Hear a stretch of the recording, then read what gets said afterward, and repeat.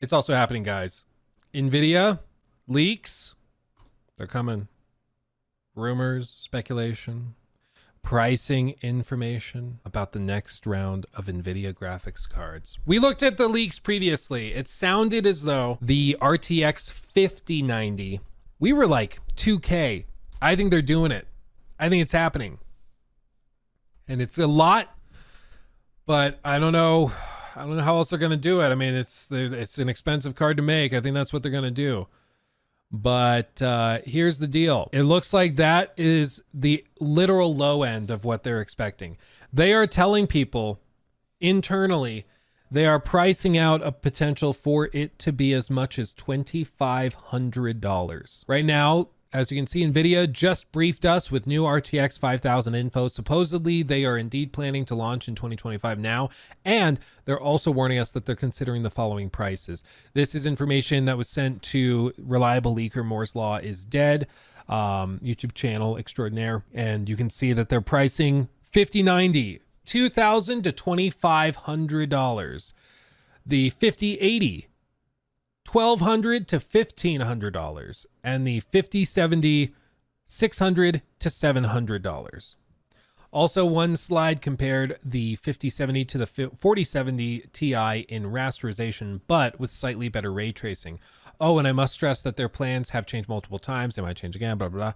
As of today, this is what they're telling partners, and we think it's bad, end quote. So 5070 in line with a 4070 Ti.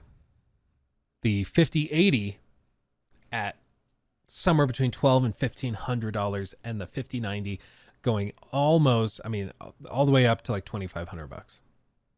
So partner cards, probably 3,000. You're right. Exactly, Zeke.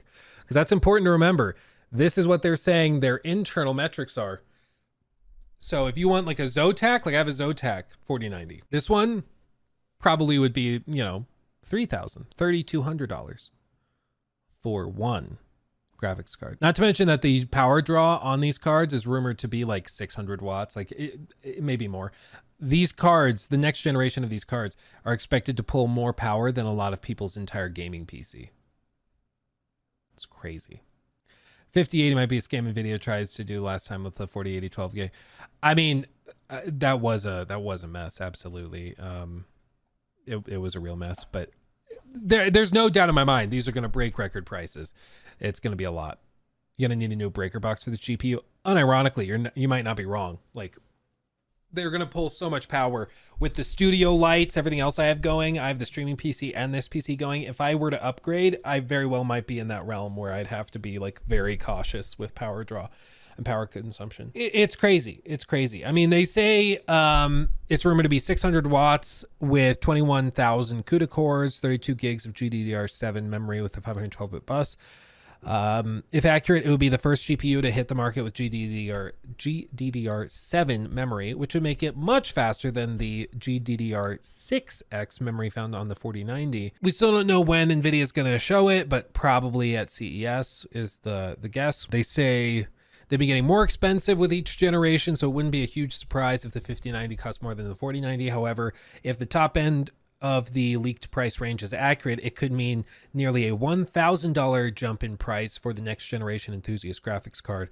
Assuming the rumors are accurate, the price will get you both more and faster memory than what's on the current 4090, which would be a massive boost to performance. Plus, the RTX 5090 would also feature all the architectural improvements made to Blackwell when it launched for data centers earlier this year.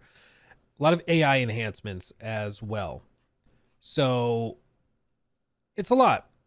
But as you can see, I mean, this is the danger of not having competition. You can even see this in some of these comments.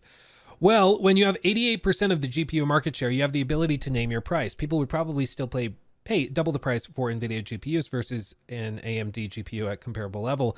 That is a better value other than with ray tracing. AMD only have like maybe 9% of the market share. I think DLSS is a big part of why they can charge so much. Most of the time, it's just the best upscaler. And that is true. DLSS, way better than anything FSR has been able to pull off. I understand they have improvements coming. They're getting better, blah, blah, blah. But right now, DLSS 3.7, whatever, with frame generation and ray reconstruction, everything they're doing is just outrageously impressive. I've been wanting to skip the 40 series and go straight to the 50 series, but man, those prices make it a lot less appealing. Yeah, I mean, it's going to be a lot.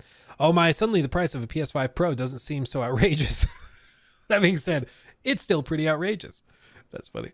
NVIDIA has completely lost the plot if they launch the 5080 and 5090 at these price points. Completely outrageous. I mean, I think it's crazy expensive. To be fair, I don't know how much it is. I don't know what their costs are. I'm sure their R&D is ridiculous, and there's all sorts of craziness that's going to come with it. They're going to launch it with like DLSS 4.0, which will make it so like you can render at 1280p and like render all the way up to 8K with the upscale. Like there's going to be insanity involved here, but I think AMD has a chance to come out, and if they can meet even halfway, if they're like, hey, we've got performance of a 4090, but at $1,000 or $1,200, whatever they end up pricing it, or even just at the current $1,500 price point, then I think you'll start to see a lot of people that are like, interesting. But this is just what happens when there is no competition. They can get away with whatever they want, because if you want top of the line performance, you have to pay up. There just isn't another option. If the 5090 comes out for $2,000 to $2,500, that means the stack below it will not go down too much when it comes to last gen. So the 4090 will stay around the $1,500 price point, down from the $2K it currently sitting at, and the 5080 will probably be around the $1,200 to $1,500 price point with less RAM, and then the 4090. That means the 5070 class of GPU will be expensive. Don't expect anything less than 800 with no competition from AMD or Intel. NVIDIA products on the high end will be Halo products. They can price them how they see fit with no pressure from Team Red and Blue. Also keep in mind that the 5090 will be a class all its own, more so than the 4090. Expect a dramatic performance gap between the 5080 and 5090. I think, and I still think this, there are a lot of people out there, like a lot of professional adults, and you know, these guys that maybe are like 30, 40 years old. They have a lot of expendable income. They only have one or two hobbies. It's like gaming, maybe they play golf or whatever else, but they have a lot of cash to burn in their hobbies. Again, look at Star Citizen. There's a lot of 30, 40 something year old men who will throw a lot of money at their hobbies. And I do think there's a lot of people out there that would pay for a $2,000 graphics card or a $2,500 graphics card if it has performance that scales with it. They're already spending $3,000, $4,000, $5,000 on their PC. What's another $1,000 on top of that to upgrade the graphics card from a $1,500 one to a $2,500 one? I think there's a lot of people out there that will buy it. That's why if people are like, they're delusional if they think people will buy it. I think they will. I don't think it will be the average consumer. I don't think they'll break like sales records, but I do think there are a lot of people who would buy it. And on the professional side of things, there's a lot of people that are trying to do like LLM trainings, and they're trying to do AI stuff. They're trying to do video generation on local graphics cards on local machines instead of relying on servers. And I think that something like the 5090 with all that memory, with the upgraded speed, the architectural improvements, I think that that's also part of the market.